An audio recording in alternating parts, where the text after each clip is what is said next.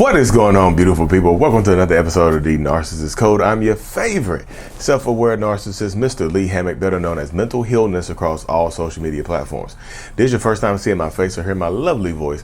I am a clinically diagnosed narcissist, and I use my platform on social media to raise awareness for NPD, get more people into therapy, and also validate the victims, survivors, and thrivers of said disorder, said toxic people, said toxic traits. Today's episode is going to be about what are narcissists really like behind closed doors. Oof. Y'all know that. Y'all know I'm about to go into detail about that. But first of all, y'all, bear with me here 1 second. The kids book is out on Amazon. Remember, it's not your fault. It's now available on Amazon right now. So check it out right here. Remember, it's not your fault. To help kids understand that they don't control the circumstances that they are born into. You know, check it out on Amazon. Search Lee Hammock. Remember, and it pops up. Remember, it's not your fault. Oh, I'm excited about that. Ooh! I'm super excited. But yes. So, what are narcissists like behind closed doors? I know a lot of people have a lot of varying perspectives on this right here. But just for me, from the mind of a diagnosed narcissist, which I am, is this part right here. It's just like narcissists are mostly their real self behind closed doors. When they are at home with you is when the narcissist is really, truly themselves. This is who they are. I know you see them outside doing different things. I know you see them outside behaving differently, treating other people differently, being nice, being nicer to other people, maybe having a good reputation in the community, doing all of this good stuff. But behind closed doors, they treat you badly. They treat you like you're the scum of the earth. They treat you like you are worth less than everybody else in the world. It's because this is their safe zone, y'all. Narcissists are their true selves, who they are the most. If you were to break down a narcissist's true character, they are mostly themselves when they are at home with you. This is who they are. And most people never ever really truly know the narcissist. Like, even if you're the person behind closed doors or the people behind closed doors that are getting treated badly, you don't even get the full version of it, because it's a wild dynamic, y'all, because narcissistic people like to mask. They like to put on the mask and be out there in public, but it's like they take the mask off when they come home and they become who they actually are. This is them. Not the person that you see out there treating everybody else good and then they come home and yell and scream at you. Not the person that's looking at you across the room at an event or a party, and you know that you can tell by their body language that they're going to yell and scream at you at home, or they're going to give you the silent treatment, or they're going to put you down and make you feel worth less than what you are. You know, like, you see that person. That's not, you know who they are. That's why they treat you the worst. When you get home with a narcissist behind closed doors, this is why they treat you badly, because you know who I am. And I don't like that. That narcissistic person doesn't like that. Narcissists have limited emotional capacity. And this is just my perspective right here. Limited emotional capacity, which means we have emotion. We have the capacity for emotions. We do. We have the whole range of emotions. But we don't have a lot of room for everybody else's emotions. That's where the problems come into play right there. We don't have a lot of room for everybody else's emotions. We don't have a lot going on for everybody else's stuff. You know what I mean? So when they're out there in the real world, putting that mask on, being somebody that they are not, takes up emotional energy, waste emotional energy, put it on the front for the world, right? They waste emotional energy, put it on the front for the world. But, there's always a but, right? Big old but. They waste a lot of time putting it on the front from everybody else. So when they come home, like, the energy is gone. The emotional reserves are gone.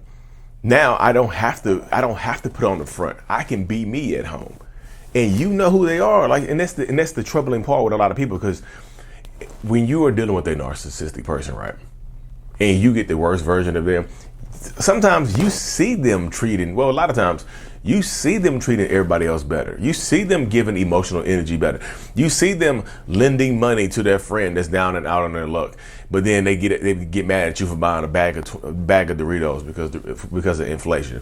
That bag of Doritos used to be 25 cents when I was growing up. You gonna waste 50 cents on it? The same bag. They just gave $1,000 to their friend to invest in some weird business, and their friend never pays them back. But you better pay them back. You know what I mean? But that's part of the dynamic. That's part of y'all.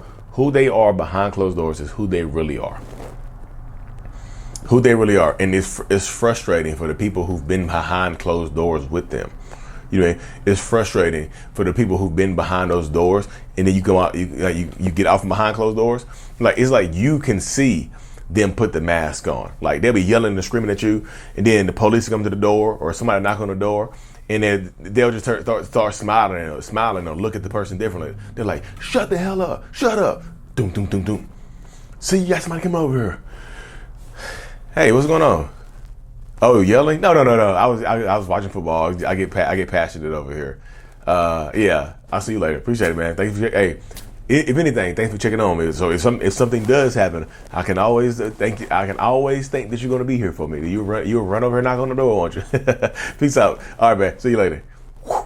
Then they switch right back into mode, blaming you for that person coming over there, right back to being evil and things of that nature. This happens all the time, and this is y'all know I'm not making this up. Y'all see it, you live it. That's why you're watching this video. You know who, like I said, you know it. You know that you know the space that you're in. You know who you're dealing with at the end of the day. And that's why, like, when you're dealing with a toxic, narcissistic, just evil person, a lot of them do have that evil person, y'all. Well, Lee, how we get them to treat us better behind closed doors, y'all? That's the $1 million question, isn't it? And my answer is, you really can't. They're gonna, like, if they've been doing the same thing. So let me rephrase this. I'm not gonna say you really can't. It's gonna say it's extremely difficult for somebody who's been treating you the same way for 5, 10, 15, 20, 30 years to change their behaviors now because they think you're accepting of it. It's easier to get somebody to treat you differently earlier on than it is for somebody who's like planted roots in this relationship that has been in this relationship for a long time. You know what I mean? It's easier to try to change those behaviors earlier on, because earlier on, if you start setting boundaries, you can set boundaries now, but you have to be careful with setting boundaries and saying no and not tolerating things and you don't have to attend every argument that you're invited to, So, like I said, if you don't have to attend every single argument that you're invited to. So when you're dealing with narcissistic, toxic people, they do things like that to just drive. They're trying to pick arguments on purpose because they're angry at work. Because they're angry, something happened to them at work, they'll come home and pick an argument with you. Something bad happened to them at school, they'll come home and pick an argument with you. You see what I'm saying? It's not, if you're the spouse or partner of this narcissist, it's not just you. The kids get it too. The kids get it as well, y'all. And a lot of times the kids pick up on it a lot sooner in life, which is, I ain't gonna say it's wild, but kids pick up on it a lot sooner and they start protecting themselves a lot earlier, But if you've been in it for a while, you've been in it 10, 15, 20 years, y'all, it's hard for you. It's extremely hard for you to try to change somebody's behaviors that they feel like you've been tolerating for a long time. What's the issue now? What's the problem now? I thought we were cool. I thought things was going all right. Why you trying to change? You must have somebody else. Who you messing with now? Who you talking to now? They'll accuse, like, if you try to change your behaviors or tell them no, they'll accuse you of cheating on them. That's the easy part of it. That's the easy thing with it right there. That's the easiest thing. So it's just like, in this space right here, dealing with narcissistic people, toxic people, y'all, you have to be able to keep moving forward in this space with them. Like, you have to be able to set boundaries to curtail some of those toxic behaviors. Of course, use discretion, because some people will put their hands on you. Some people will hurt you and harm you. Some people will do damage to you. Of course, use discretion when this type of stuff is going on, right? Of course, use this type of discretion, but you can say no, y'all. You don't have to say no. You don't have to say yes to every single thing. You can set boundaries. You can say, hey, I'm not comfortable with that. I'm not going to talk to you I'm not going to talk to you when you're yelling and screaming. I'm not going to entertain this when I'm not going to deal with the silence. I'm just going to leave. This type of stuff right here, set boundaries, because behind closed doors is where your power lies at too. I mean, you don't want to embarrass them in public and then come home, because that's probably one of the worst things you can do. If you embarrass them in public, like, why don't you act like this behind closed doors? Buckle your safety belts up, y'all, because you might be in for a wild rodeo in these types of situations. So protect your peace and protect yourself, y'all.